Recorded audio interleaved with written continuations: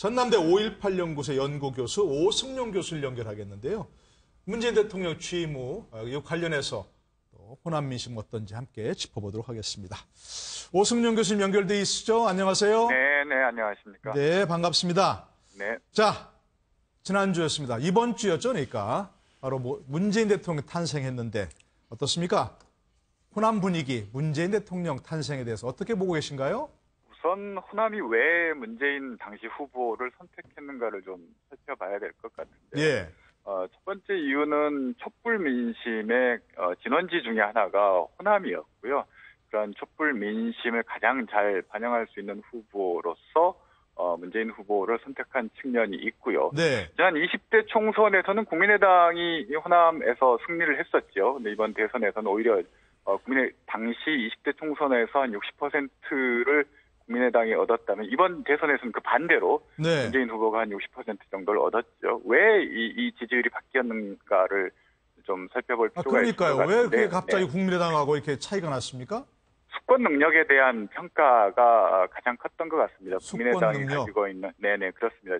제가 또 실제로 주변에 있는 분들께 왜 문재인 후보를 찍었는지에 대해서 여러 차례 문의해 본 적이 있는데요.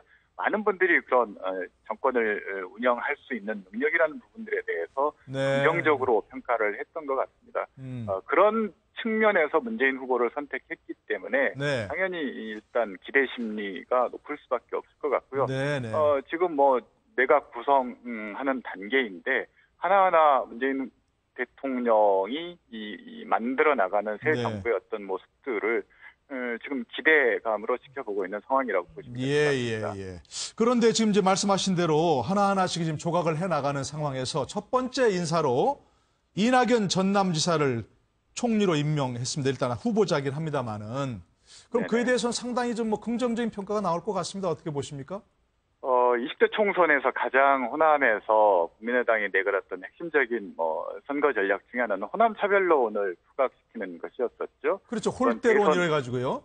네네, 그렇습니다. 호남 홀대론, 특히 인사 문제에 있어서 홀대론을 제기를 했었고요. 이번 대선 과정에서도 똑같은 의제를 가지고 국민의당이 이제 문재인 후보 진영을 공격을 했었죠. 네. 이런 부분들에 대해서 인사 홀대론에 대한 쐐기를 받고자 하는 그런 의도들이 반영된 측면이 있겠죠. 그래서 네. 이낙연 전 전남지사를 지금 총리 내정자로서 지명을 한 상태인데요. 여러 가지 이유가 있습니다.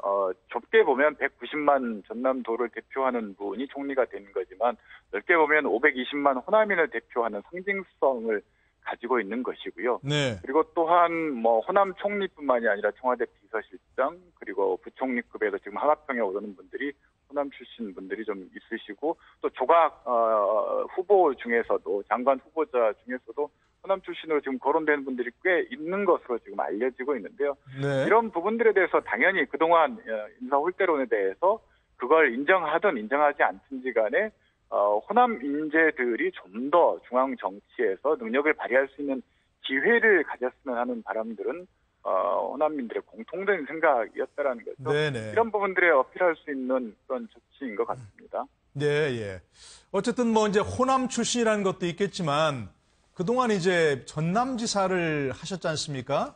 네네. 이낙연 총리 지명자, 앞으로 총리로서의 어떤 국정 운영 능력, 이건 어떻게 보십니까? 저는 제가 잘한다, 못한다 이렇게 단정적으로 말씀드리기는 어렵겠지만 그동안 경험해왔던 과정들을 보면 네. 일단 4선 의원을 하셨고요. 국회에서 4선 의원이라면 국정에 대해서는 속속들이 알고 있는 분이라고 얘기를 해도 평가를 내려도 크게 무리는 없을 것 같고요. 네. 그리고 광역자치단체장으로서 행정을 직접 통화를 하셨던 분이기 때문에 총리로서 국정수행 그리고 지역의 사정 이런 부분들을 어느 분보다도 더 잘할 수 있는 위치에 있었던 것 같습니다. 수정부에서 지방 분권, 지방자치 강화 이런 부분들에 대해서 화두로 내걸 개연성이 지금 높은 상황인데요. 네네. 이런 측면에서 본다면 저는 긍정적인 측면, 기대해볼 만한 측면들이 있지 않겠는가. 꼭 호남 출신이어서 그런 것이 아니라 지금까지 걸어왔던 길이나 도지사로서 어떤 수행 이런 것들이 지방 분권이라는 시대적 흐름에 잘 부합할 수 있는 그런 후보이지 않을까라는 생각이 듭니다. 중요한 말씀처럼 바로 이제 어느 지역 출신이냐가 중요한 게 아니라 네. 역량과 능력이 문제겠지요. 한번 기대해 보도록 하고요. 네. 자, 저희가 좀 전에 얘기 나눴습니다만 이제 다음 주가 이제 5.18 민주화운동 기념식이 있습니다. 문재인 대통령으로서 다시 찾겠다고 얘기하셨죠? 5.18 기념식 때. 네, 그렇습니다. 이무련 행진곡 재창도 지시했다고 하시는데 그에 대해서는 뭐 어떤 반응이 나오고 있습니까? 원래 앞서 다른 패널분들도 말씀을 하시는 것 같던데요. 이물련 행진곡이라든가 이건 국가기념일 제정 이후에 당연히 재창을 해왔던 곡이었는데 사실 네. 이명박 정부 접어들면서 금지시켰던 그 과정이 있었던 거죠. 그에 대해서 뭐 5.18 관계자뿐만이 아니라 뭐 진보 보수를 떠나서 상식적으로 5.18이 가지고 있는 한국 민주화운동 과정에서의 긍정적인 측면에 공감하는 분들이라면 전부 이물련 행진곡 재창을 금지하는 것에 대해서 잘 납득하지 못한 측면이 있었던 것 같습니다. 네. 한 가지 좀 강조하고 싶은 것은 이물련 행진곡은 꼭 호남뿐만이 아니라 한국 현대사에서 권위주의의 문제의식을 느끼고 살아왔던 분들에게는 일종의 상징과도 같은 거죠.